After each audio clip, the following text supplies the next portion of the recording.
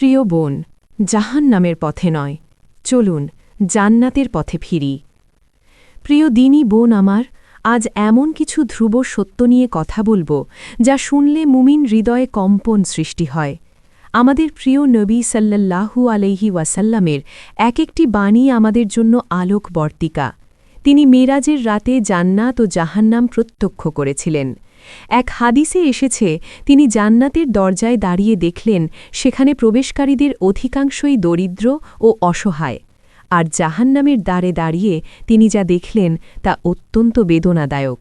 তিনি দেখলেন জাহান্নামে প্রবেশকারীদের সিংহভাগই নারী। এই সংবাদ আমাদের মনে প্রশ্ন জাগাতে পারে, কেন মমতাময়ী নারী সমাজ জাহান্নামে বেশি যাবে? রসূলুল্লাহ সাল্লাল্লাহু আলাইহি ওয়াসাল্লাম স্বয়ং এর উত্তর দিয়ে গেছেন।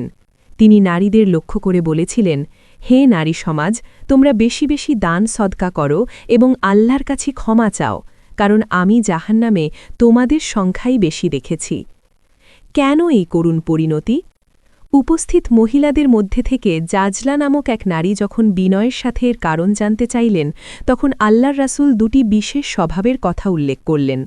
স্বামীর প্রতি অকৃতজ্ঞতা। দাম্পত্য জীবনে সামান্য খুঁত পেলেই অনেক নারী বলে বসেন, তোমার সংসারে এসে সারা জীবন শুধু কষ্টই পেলাম, কোনো দিন সুখের মুখ দেখলাম না।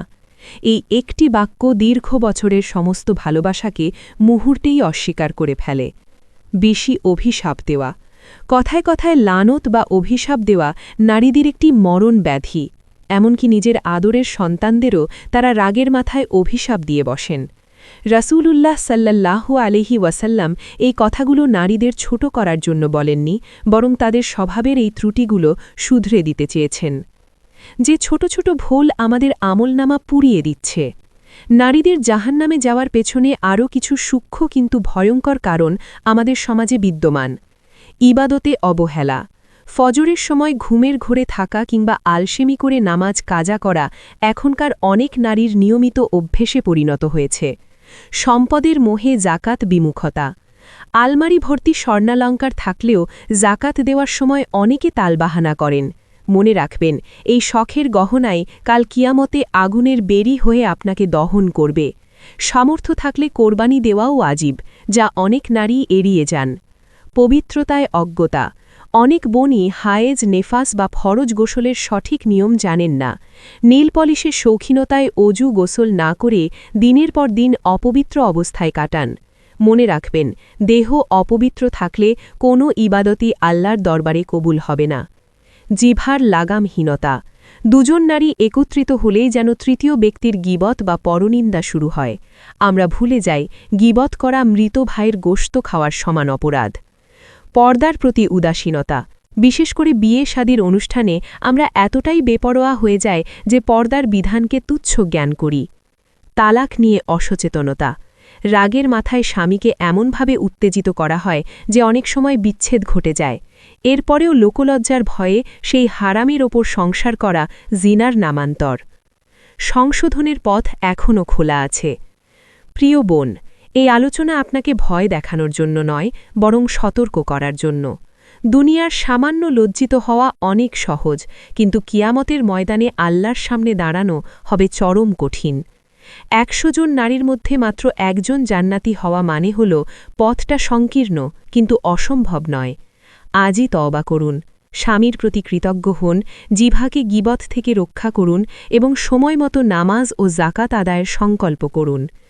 রসূলুল্লাহ সাল্লাল্লাহু আলাইহি ওয়াসাল্লাম বলেছেন, যে নারী ৫ ওয়াক্ত নামাজ পড়ে, রমজানের রোজা রাখে, নিজের সতীত্ব রক্ষা করে এবং স্বামীর আনুগত্য করে, তাকে বলা হবে জান্নাতের যে দরজা দিয়ে খুশি তুমি প্রবেশ করো। প্রিয় দর্শক, আজকের এই আলোচনা কি কেবল একটি ভিডিও, নাকি আপনার ও আমার জীবনের জন্য এক পরম সতর্ক বার্তা? আমাদের মা বোনদের জাহান্নামের আগুন থেকে বাঁচাতে এই সত্যগুলো জানা কতটুকু জরুরি ছিল তা আজ আমরা অনুধাবন করতে পেরেছি। ভুল মানুষেরই হয়, কিন্তু শ্রেষ্ঠ মানুষ তারাই যারা ভুল বুঝতে পেরে আল্লাহর পথে ফিরে আসে। আজকের এই ভিডিওটি যদি আপনার হৃদয় সামান্যতম নাড়া দিয়ে থাকে, তবে কমেন্টে একটিবার আমিন লিখে জানাবেন, আল্লাহ যেন আমাদের প্রতিটি মা বোনকে জান্নাতের শীতল ছায়ায় আশ্রয় দেন।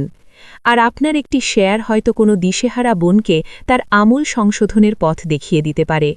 সদকায়ে জারিয়ার নিয়তে ভিডিওটি অন্যদের মাঝে পৌঁছে দিন। আল্লাহ আমাদের সকলকে কবুল করুন।